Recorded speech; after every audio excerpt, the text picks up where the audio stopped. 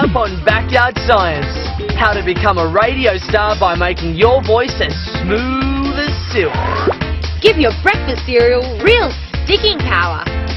And, oops, melted that butter? Why not make your own? Make some chopper blades that'll have your helicopter hovering like a real one. Heading skywards, the levitating power of little fingers. And a vision tester that'll show you why you need eyes in the back of your head. You know, Dana, I've always fancied myself as a rather dashing chopper pilot. Really? And I thought you just had your head in the clouds. Oh, no. We pilots have our feet firmly on the ground. Until we learn how to take off, that is. Wilson wants to be a pilot when he grows up. Yeah, right. He can't even fly his model airplane. Ouch! Maybe it's time I showed him a different sort of aircraft. Not a fixed-wing plane like this, but a helicopter. Wilson's about to discover what rotating wings are all about.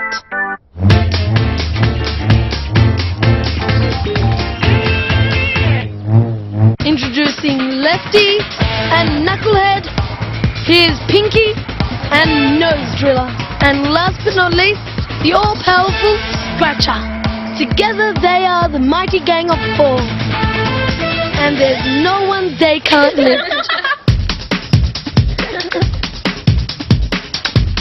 Lefty and Knucklehead are under the knees. Pinky and Nose Driller under the armpits.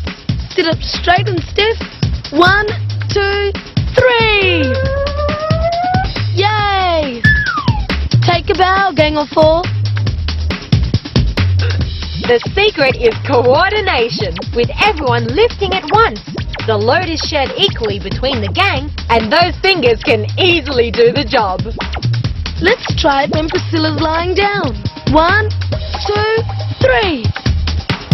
Yep. Let's try someone heavier. 1, 2, 3. Yes, levitation works.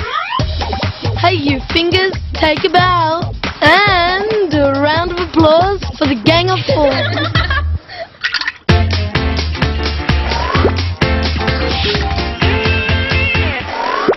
Have you ever noticed how hard it is to see out of the corner of your eye?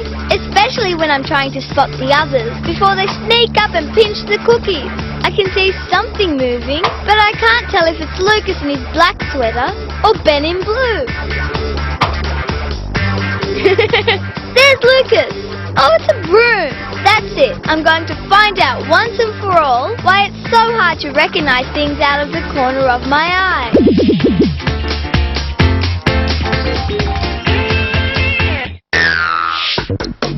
There's nothing a girl likes more than a good long soak in the tub. Daniela, you've been in there for ages.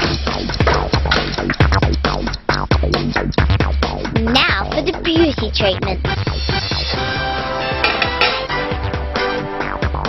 Ew! My fingers look like prunes. That's odd. For some reason, when I spend a long time in the water, my hands go all wrinkly. Back of my hands, no. Arms, no. Legs, no. Tops of my feet, no. It's only my fingers. Curious. I'm gonna find out why.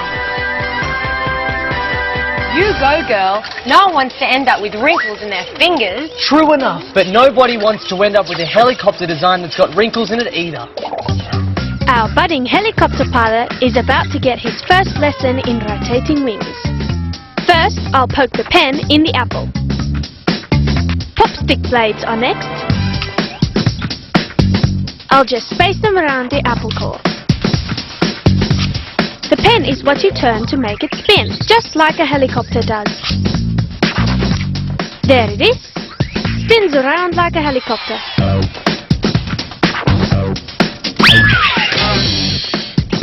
Okay, that's just the idea.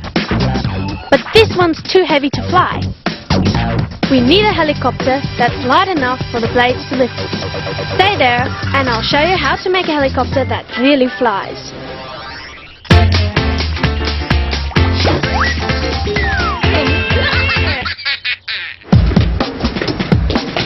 I want to play soccer with Sophie, but she won't get her head out of that book. She just ignores me. How about a bit of fence thumping? No, there must be some way I can get her attention. Oi, Sophie! Sophie! I know. Ice cream. Chocolate ice cream. Wouldn't you like some, Sophie? I know a way to get her attention.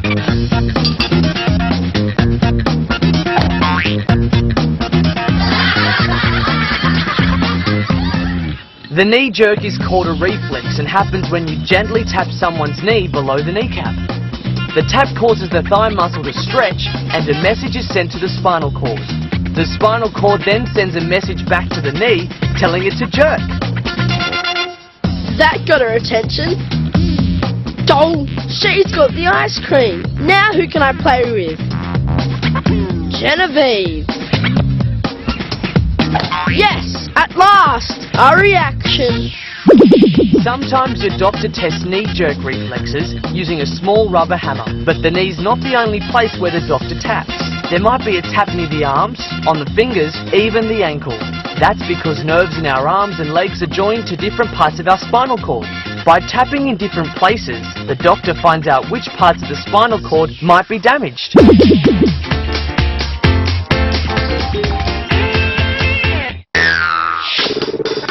So we're going to find out why it's so hard to see things out of the corner of our eyes. We'll need to cut some cardboard into half a circle.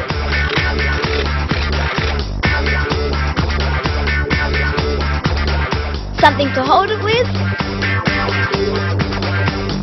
And a pin to mark the center point. It's going to perch under our noses like this. We're going to draw some shapes, some of them coloured. We're going to use the cards to see how close they have to be before we can recognise them. Our vision tester should work a treat.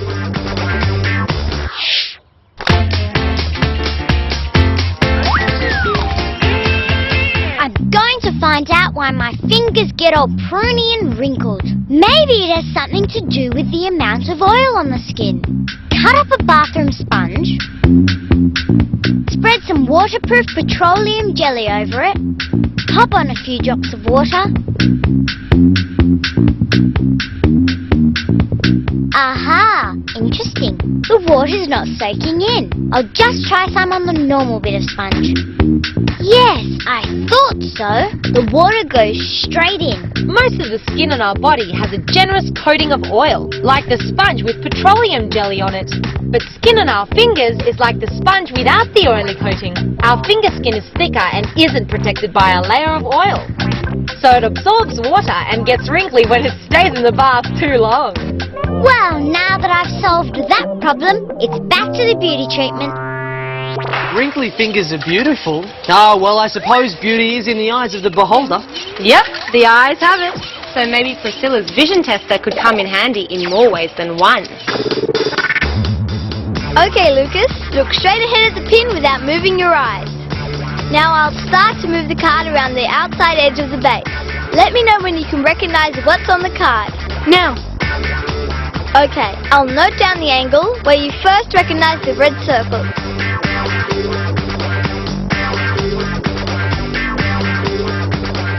Okay. Wow, it's amazing how far around the card goes before we can see what it has on it.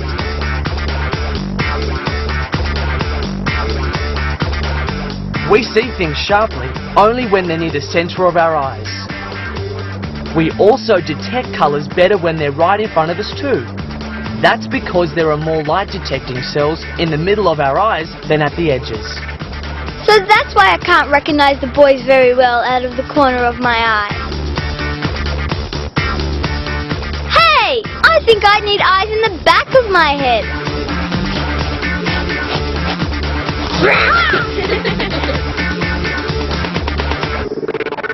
Wedge-tailed eagles can see twice as well as humans can. That's because there are more than 10 times as many light-detecting cells in their eyes than ours.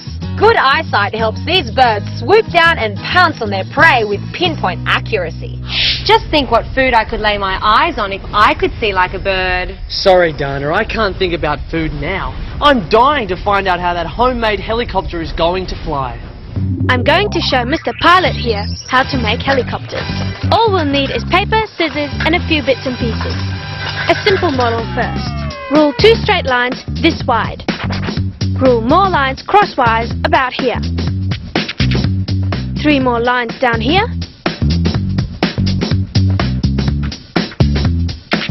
Now this middle bit I'm shading, we're gonna keep. You cut either side of the middle bit up to here. Then cut down this line like so. They're gonna become our blades. Then I'll get rid of the side bits.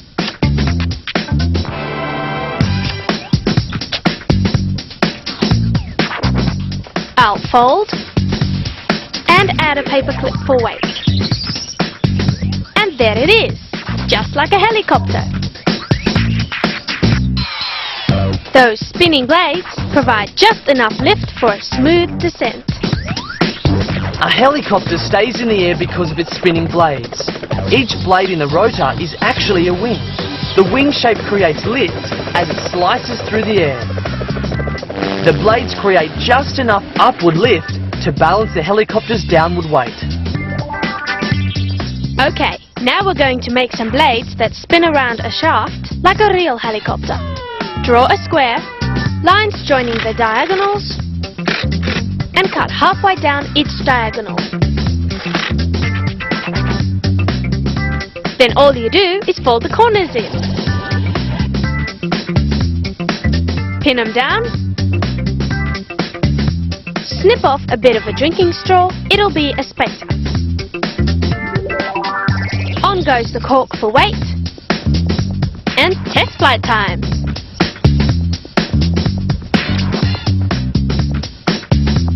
Hey, the wing blades give enough lift to give it a soft landing.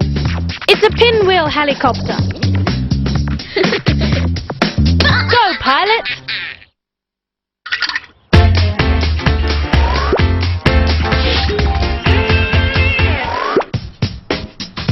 I sure look the part. Roxy Socks Off from 8FM, radio that rocks your world. For my first interview, I'm going out on the street to get the word straight from the kids.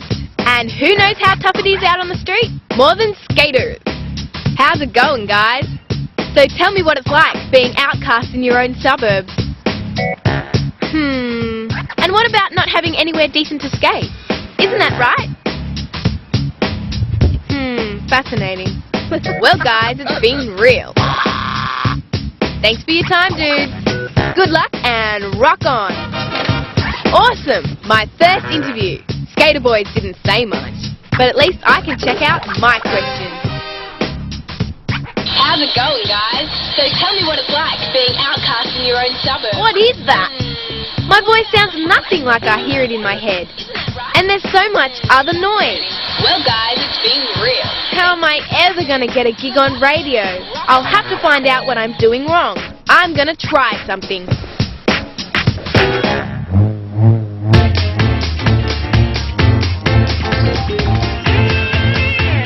Ah, the perfect camper's breakfast. Puffed rice. Just give the spoon a clean up. Now. Hey? That's odd. They're sticking. I wonder why. Now they're not. But when I rub the plastic spoon with my woolen jumper, they just can't get enough of it.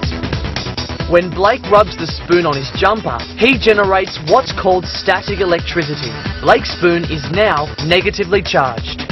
Opposite charges attract. So any grains of puffed rice in the bowl that have a large enough positive electric charge are attracted to the spoon. Once they're on the spoon, something weird happens. It's as if they change their minds. As soon as the rice reaches the spoon, the difference in electric charge between the spoon and the rice begins to get weaker. When that attraction weakens, the rice falls down. I'll give it another rub. And off they go. I don't know, you'd think they'd make up their minds.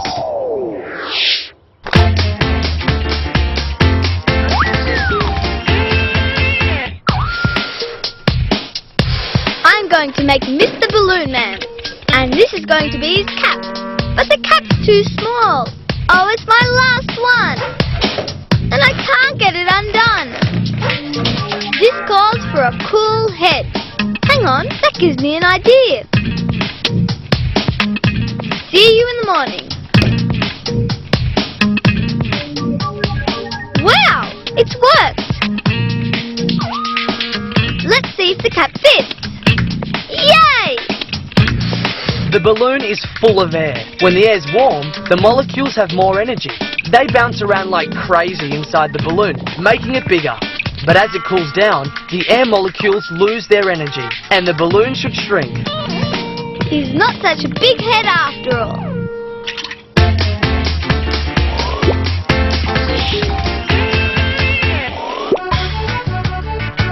I like doing the shopping for my grandma, but boy, it gets heavy. Home at last. I'll just put all this away before Gran wakes up from her nap. Fruit.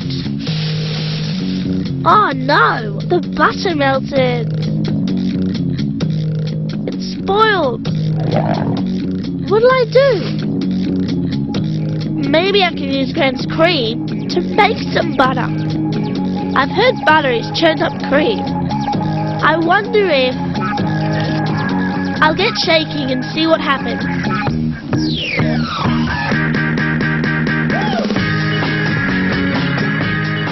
Man, this takes a lot of shaking. Keep at it, Sophie. You never know, that mixture might turn out to be butter one day. Yeah, and hopefully Roxy's sock sauce voice will sound as smooth as silk, if she can work out what the problem is. My voice sounds deeper and nicer in my head. From 8FM. Roxy Socks Off from 8FM. But on tape it sounds tinny and awful. I think it's because when I talk, I hear myself from inside my head. From the tape, I hear through the air. Now this will help me hear what difference that makes. When I drop the fork and listen to it normally, the sound goes through the air and makes a clear ringing sound. But if I do it with my fingers to my ears, the sound isn't quite as jangly. I don't hear the high sounds. I guess that's because the sound has to travel through my fingers to get to my ears. Sound travels differently through air than it does through more solid body tissue. That's why Roxy's voice sounds different when it travels from her voice box through her head and into her ears than when it comes from a tape through the air and into her ears. Right, now I know why I sound different on tape. Oh well, it's how everybody else hears me anyway. Now to get rid of all that horrible noise my microphone picked up.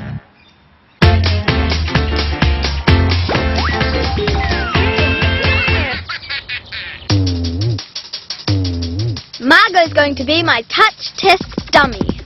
We want to find out if some parts of Margot's body are more sensitive to touch than others.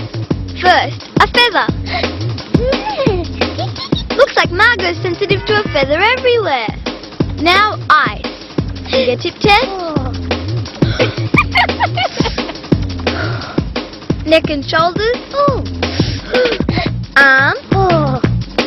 All the same. But what about something a bit smaller? The point of a felt tip pen on Margot's shoulder. 1. Good. Now 2. Huh? She thinks it's still only 1. 3 pens. What? Wrong again. I'm going to investigate this some more.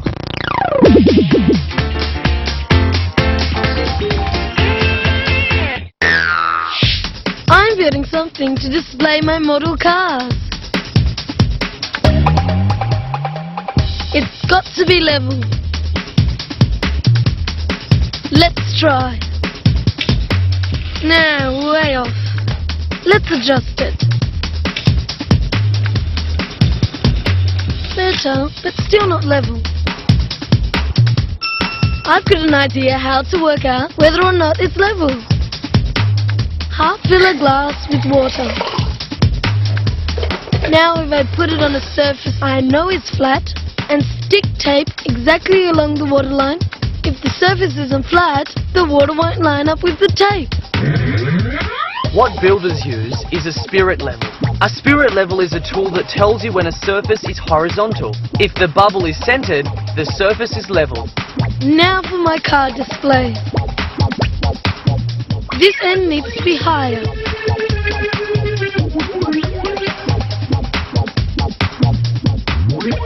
That's it! Perfect! Check it with the car. My car's not going anywhere. Good. Line them up.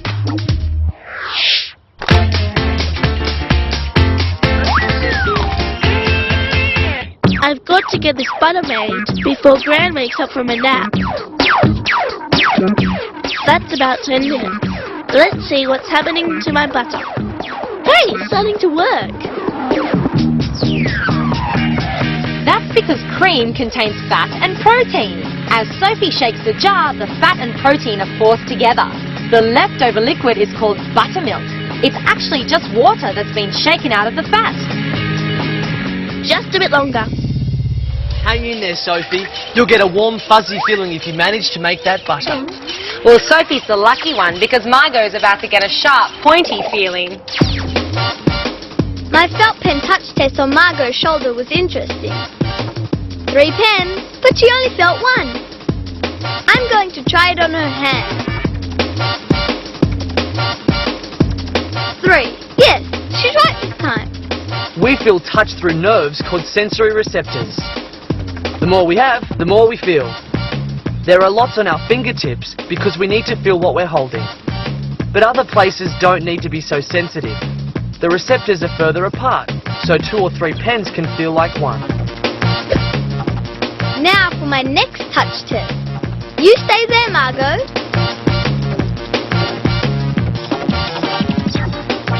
All I think she's feeling now is a touch lonely.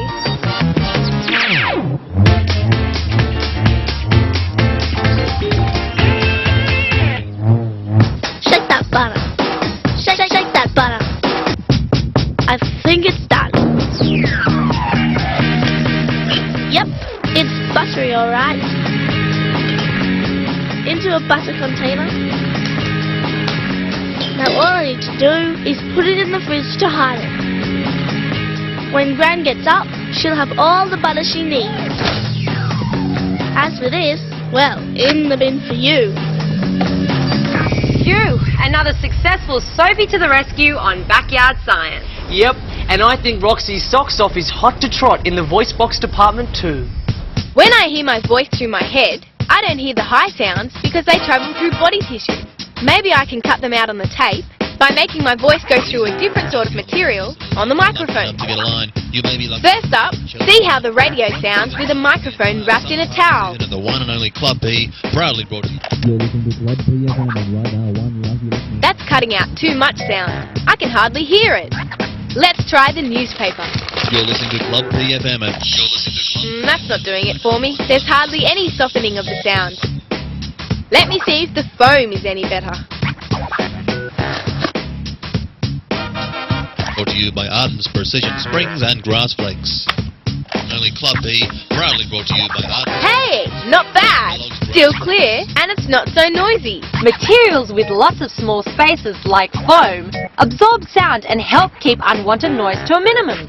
That's why many microphones have a foam sleeve over them. You know, I think I'm back in business. Look out, listeners. Roxy Socks Off is back and coming at you loud and live. Stay tuned and you might be lucky enough to catch Roxy on your radio dial. But for us, it's time to tune out because we've come to the end of another Backyard Science. See you next time.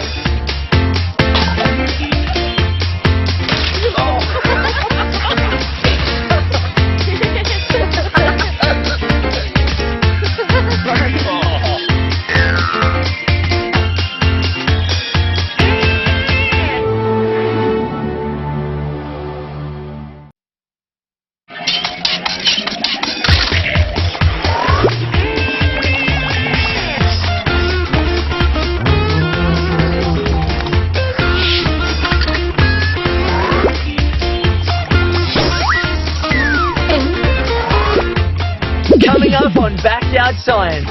How to raise your own frogs in a homemade pond. The secrets to lying on a bed of nails revealed. And drops under pressure. Which one will win the great running water race? Hey, don't just recycle. We're going to show you how to turn old newspapers into a brand new clubhouse. Richard straps on the goggles and becomes a test pilot for a very weird aeroplane. And how the little guy can beat the muscle man. Could be useful for a guy like you, Jason. Hey, brains always beat brawn, Dana. But first, a clubhouse that'll be the envy of the neighbourhood.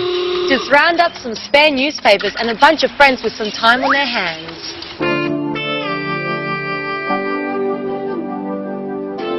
What a sad and sorry lot. I reckon I can think of something to get them going. What these guys need is a clubhouse. Nothing ordinary though. I'm thinking of a clubhouse big enough for the whole gang and made from newspaper. Do you get the idea they're not taking me very seriously? Hey guys, I've got a plan to make a newspaper structure that'll stay standing up. Trust me, by the time we're done, we'll have a clubhouse that's strong and will never blow away. The trick is to make the newspaper sturdy enough. Now, lie a few sheets of paper on top of each other, put a toothpick on the corner, and start rolling. Keep it as tight as you can. When you're finished, tape it up. Don't stop now. We're going to need a whole lot of these to make the ultimate clubhouse.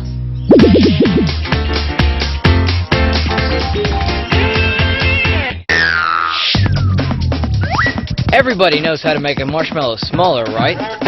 You can squash them, you can slam them. Best of all, you can munch them. But do you know how to make them bigger? Here's a better way. Put the marshmallow in a small jar. Put a straw through a hole in the lid and seal around it. Then suck.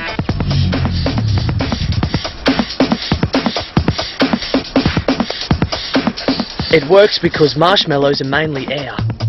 There's gazillions of tiny bubbles inside.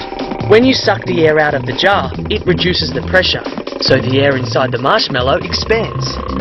I just wish it would stay that way when you let the air back in.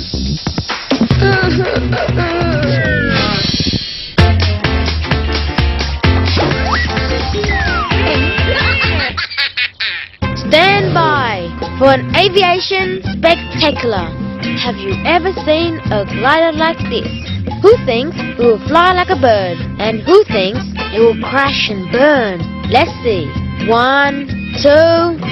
Hold on. Before we do, why don't I show you how to make one?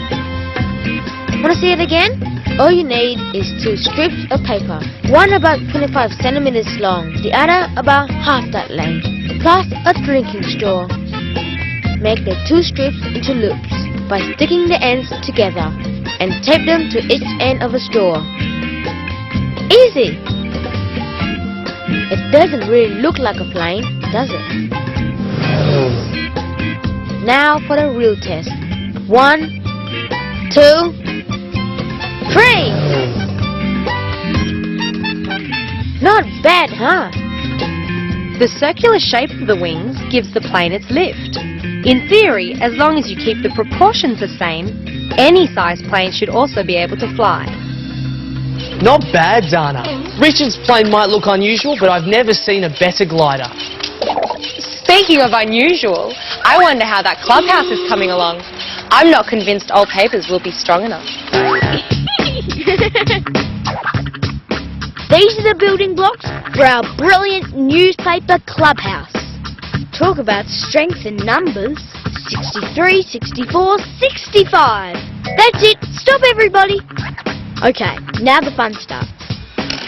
Cut a tube to exactly 65 centimeters. We need 35 tubes of that length. We also need 30 tubes that are about 5 finger widths shorter than the long ones. You guys do those, and you guys can stick with the long ones. And just so we don't get confused, we'll paint the long ones blue, short ones red. They'll be our club colours.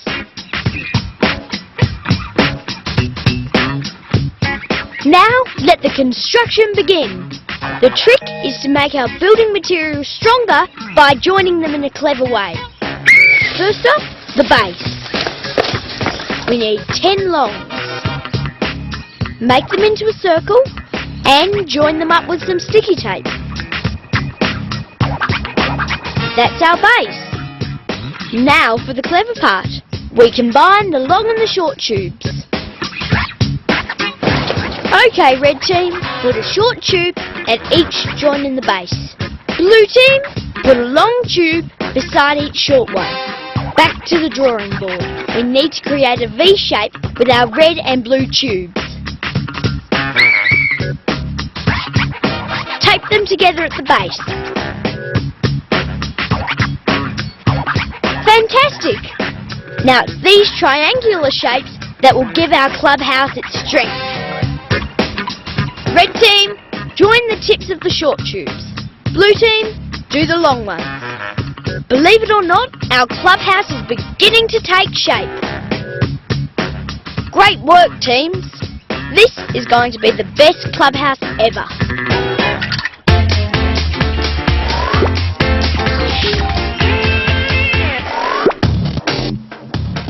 All my friends are bigger and stronger than I am. I'm sick of being the smallest. And I'm always the weak link when it comes to muscle power. See what I mean? I'd love to have a way at beating them at their own game. I know! The broomstick challenge! Here's how it works. I give 2 of my friends a broomstick to hold. The other one has to pull the broomsticks together, while the other 2 try to hold them apart. My friend in the middle hasn't got a hope, but I know I can do it without even touching the broomstick. Pathetic, aren't they?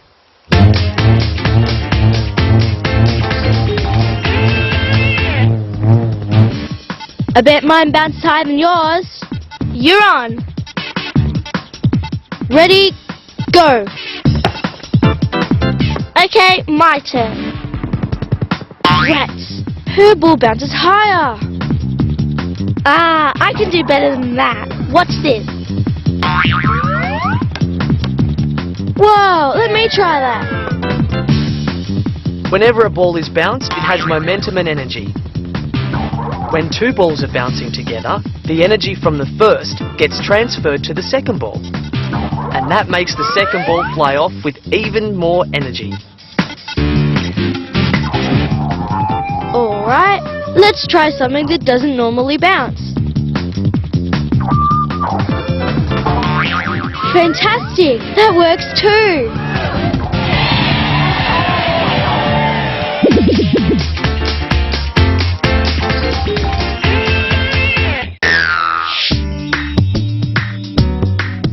Wow, look at that beautiful insect. I'd love to get a closer look, but how can I catch it? I think I know the answer. Suction.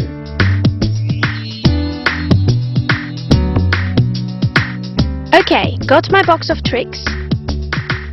He's going to end up in this jar, and he'll get in through this hole I'm making. I just need to persuade him a little. These will be my suction tubes. Don't want to swallow the little fella, so I'll cover my end with gauze. It needs to be airtight, so put the lid on firmly, carefully seal up the holes, and it's ready. Now suck. A safe bug catcher for me and the bugs. There you go, a nice soft landing.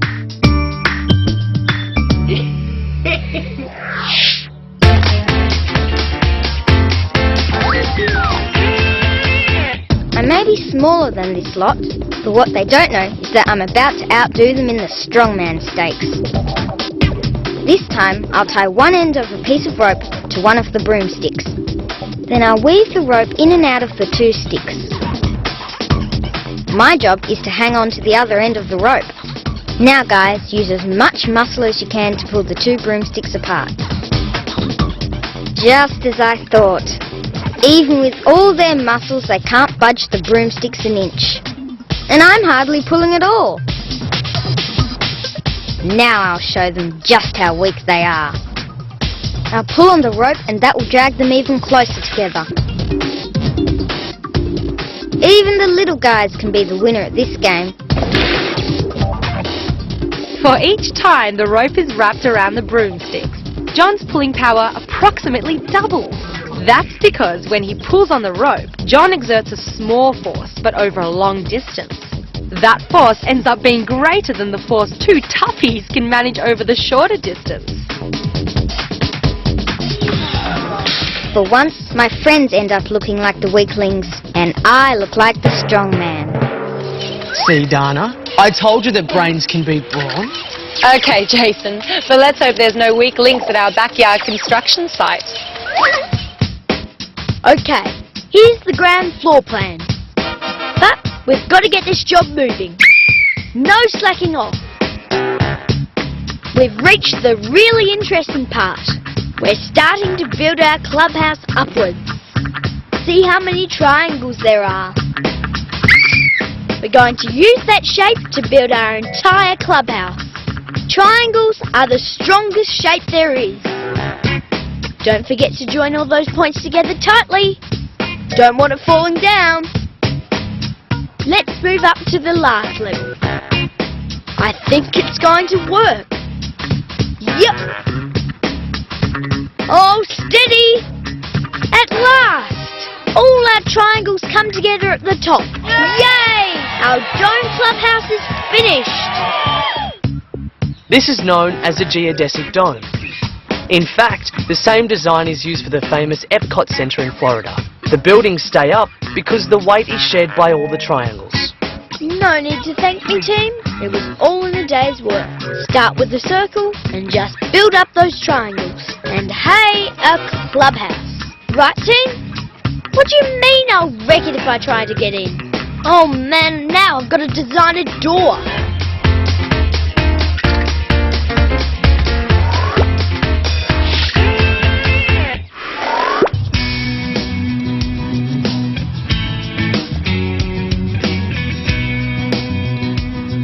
Oh, who's there? Look what I'm doing. I'm going to make my own tadpole farm at home. I'm getting all the stuff I need from here. Look, it's a bit dirty, but I'll bet there's frog's eggs in there. That's where tadpoles come from. Wouldn't it be great if we could get our tadpoles to grow? All it needs is water from a pond and an old wash tub. Now add some weeds from the pond because they put oxygen back into the water. Okay, now pour the water in.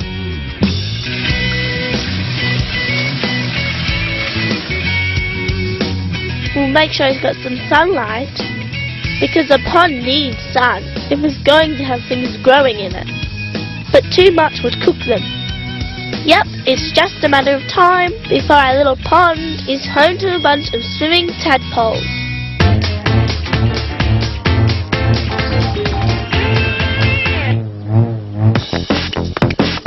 Margot and I are trying to get fit. We go running every morning. Sure gets our heart pumping. The fitter we get, the slower our pulse rate. This is one way to check your pulse. But I know a way that'll actually let us see our pulses. It'll work for sure. All you need is a drinking straw and a bit of plasticine on your wrist.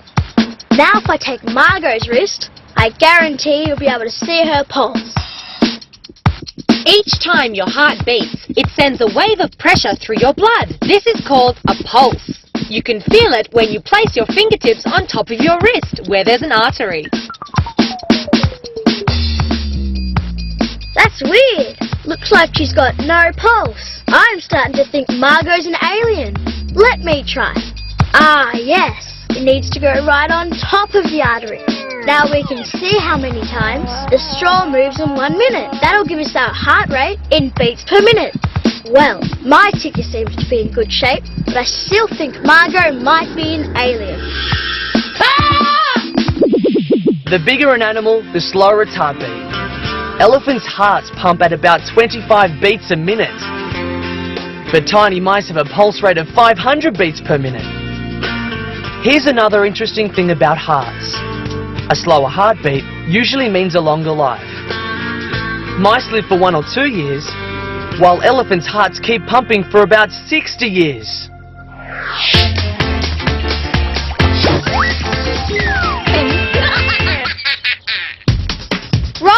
Roll up to the greatest balancing act on earth. Oh, I'll never be able to run away from home and join a circus.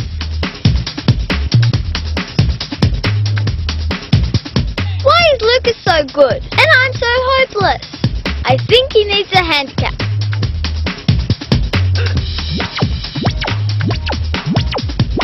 Okay, Lucas, if you can stand for half an hour on 1 foot, I will give you this whole cake.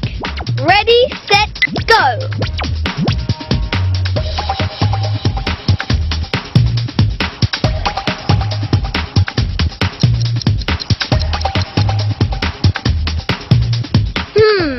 He's too good.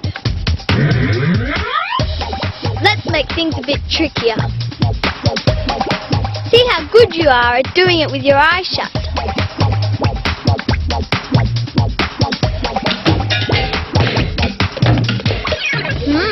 If you have a blindfold on, your balance isn't as good. Okay, Lucas, you're doing pretty well. I think you've earned your cake now. Go for it. Staying balanced requires your eyes and ears to work together. Canals in your ears use fluid to help you balance. And your eyes keep checking on whether you're upright or not. When you're blindfolded, you've only got half your balancing mechanism working, and you might be headed for a fall. I think you'll have to be the circus clown after that balancing act.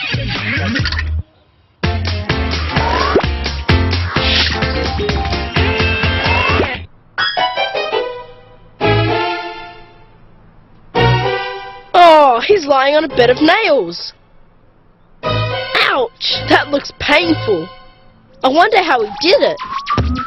I'll make my own bed of nails. Some wood, a hammer and nails, and a stunt balloon to the rescue. I won't be putting a hole in my backside to do it. First, the bed of nails. Okay, nail into the wood. Yep, that's a sharp point. Right, let's see if this can take the balloon without bursting it. Maybe I need more nails. Nope. So how did that guy survive all those sharp points? I remember he had lots and lots of nails. I know. This has to work. Lots of sharp points. Yes! I did it! The balloon didn't break! The more points there are, the more the weight of an object is shed around. So, if there are enough sharp points, the pressure is actually very small. Mind you, I don't think I'd like to sleep on that. Ouch! A bed of nails? No, thanks. I'd never get a good night's sleep. Well, just thank your lucky stars you don't have to spend your life in a murky old pond like Sophie and Ben's tadpoles do. I'll scoop some water out. Oh look! We've got tiny tadpoles in our pond. 1, 2, 3, 4. They look like they're doing really well. Tadpoles hatch from eggs. Then they slowly grow tails so they can swim about. That can take about 6 weeks, but the change can take longer if the weather is cold. I think it's feeding time for the little guys, Ben. Yummy. Boiled lettuce. Tadpoles in the wild normally eat algae, but might not get enough of that in a homemade pond. Boiled spinach or lettuce will do the job. A spoonful or so each day. If they're not eating it all, you're probably giving them too much. That should make them grow.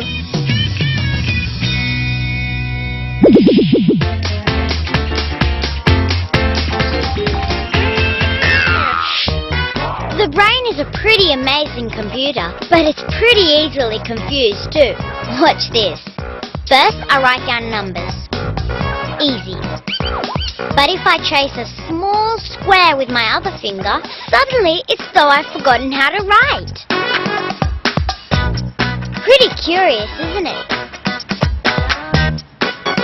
And it doesn't even have to be a hand. Try making a circle with your foot while you're writing. Get ready and write. Ah! It's impossible! What's happening? I can't do it! The human brain can do many things at once, but when it has two complicated sets of instructions, like writing and moving your other hand or foot in a certain way, sometimes things just get a little confused. So maybe my brain isn't quite as smart as it thinks it is.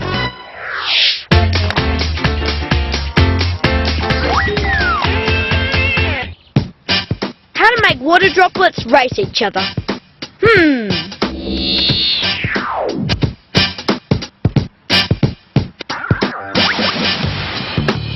I'm gonna need a cookie tray, some toothpicks, an eyedropper, and a cup of water. First, soak a toothpick in water. With an eyedropper, put a drop of water onto the tray. Okay, the water has to stick to the wet toothpick. Yes! Hang on tightly! Just a bit longer! Yes! The power of surface tension! I'll just get another racing droplet ready. Ladies and gentlemen, the race is about to start. May the best droplet win. On your mark, get set, go! Surface tension happens partly because water molecules have a positive electric charge on one end and a negative charge on the other. Opposite charges attract, so the droplet and the water on the toothpick stick together. We have a winner. Yes! I think one of those droplets was a clear winner. Oh, I get it. Clear water. Very funny, Dana. Not too funny for Sophie and Ben's tadpoles, though. They've spent their entire lives in a pond full of dirty water. Let's see how they're going. Wow! They're much bigger. These guys are going to turn into frogs soon. We need to give them something so they can climb out of the water when they want to. As tadpoles become frogs, they lose their gills. Frogs breathe air like us. That's why they need to be able to stick their heads above water in the pond. That should do the trick.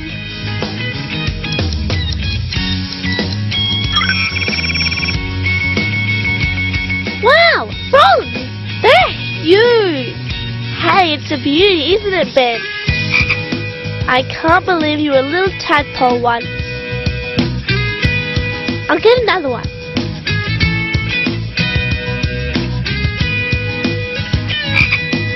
We'll have to let them go. It's not fair to keep them cooped up for too long. Okay, off to freedom, little froggies.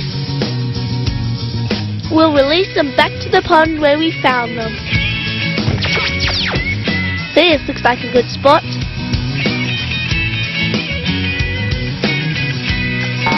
Come on, little frogs. It's time for you to explore your new home.